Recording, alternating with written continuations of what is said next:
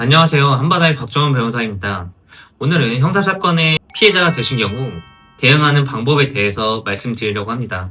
만약에 피해를 당했어요. 그럴 네. 때 반드시 먼저 이것만 꼭 하세요라고 당부하고 싶은 게 혹시 있을까요? 이거는 꼭 아셔야 될 것 같아요. 우선 꼭 증거부터 확보하셔야 해요.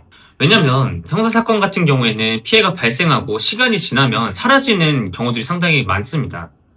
그래서 피해자분들이 저희를 찾아왔을 때도 제일 안타깝고 답답하게 느끼는 부분들이 그런 증거들이 많이 사라진 후에 저희를 찾아오시는 경우들이 많아요. 보통 증거라고 하면 어떤 것들을 확보해야 될까요? 제일 중요한 거는 CCTV 영상이라고 할 수 있죠. 피해 당시 정황이 담긴 CCTV 영상이 제일 중요한 증거 자료가 될 수 있고요. 범행에 사용된 도구가 될 수도 있고요. 대화 내역이 될 수도 있고 피해로 인해서 입은 상해 진단서 같은 것들이 증거가 될 수 있죠. 근데 CCTV 같은 거는 보관 기간 같은 게 있잖아요. 그래서 막 네. 갔는데 이미 사라지고 다 없어요 라고 할 수도 있을 것 같은데 네. 이런 거 좀 사전에 어떻게 예방할 수 있을까요? 그런 경우들이 진짜 많이 발생해요. CCTV 영상 같은 경우에는 보관 기간이 2주에서 한 달, 그 정도로 보유 기간을 가지고 있기 때문에 피해를 입었을 때 즉시 가서 CCTV 자료를 확보하시는 것이 중요합니다.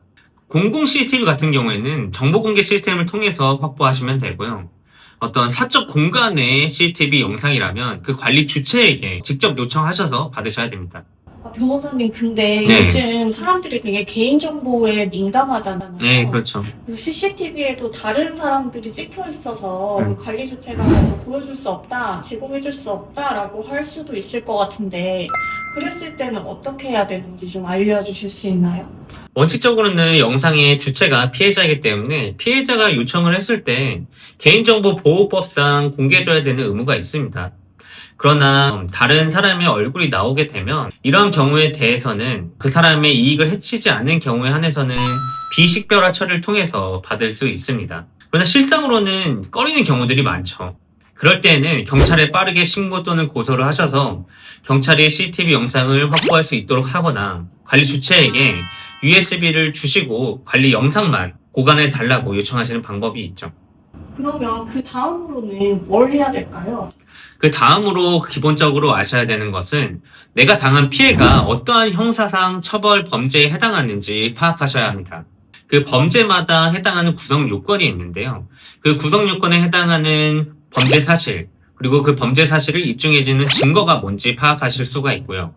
내가 당한 범죄 피해가 뭔지 아셔야 가해자가 추후에 합의를 시도해올 때 효과적으로 대응하실 수 있습니다.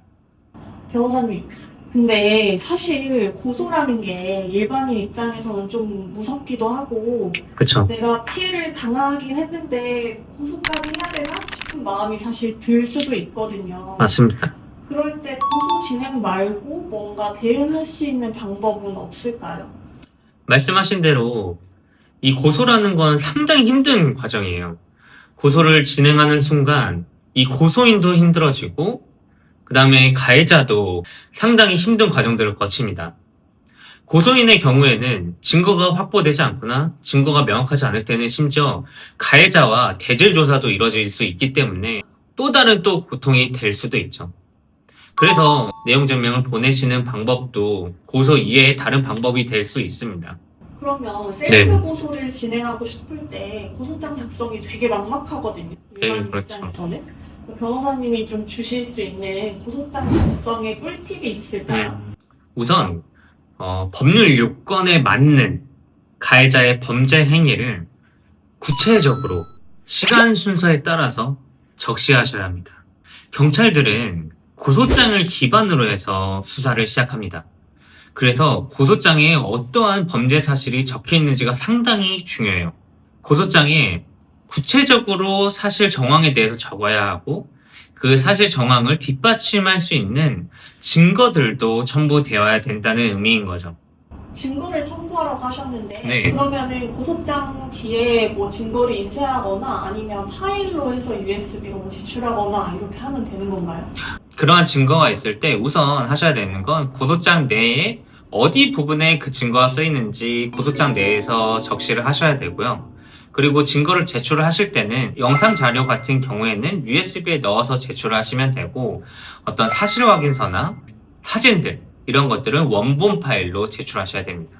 고소장을 접수했으면 네. 그 이후에는 경찰에서 사건이 어떻게 진행되는 거예요? 고소장을 접수한 이후에는 경찰 측에서 이 범죄 사실을 인지를 한 후에 피해자를 불러서 경찰 조사를 실시합니다. 그래서 이런 범죄가 실제로 일어났는지, 어떤 식으로 일어났는지, 이 고소장에 담기지 못했던 내용들을 구체적으로 물어보고요. 그런 내용을 바탕으로 해서 수사를 진행한 후에 피의 고소인을 불러서 혐의 사실을 조사를 진행합니다. 범죄 피해를 당하셨다면 참지 마시고 법적 권리를 스스로 당당하게 주장하셔서 꼭 가해자가 처벌받도록 하셨으면 좋겠습니다. 오늘 제가 말씀드린 사항들을 유념하셔서 피해자의 권리를 지키시길 바라겠습니다. 이상 박정훈 변호사였습니다.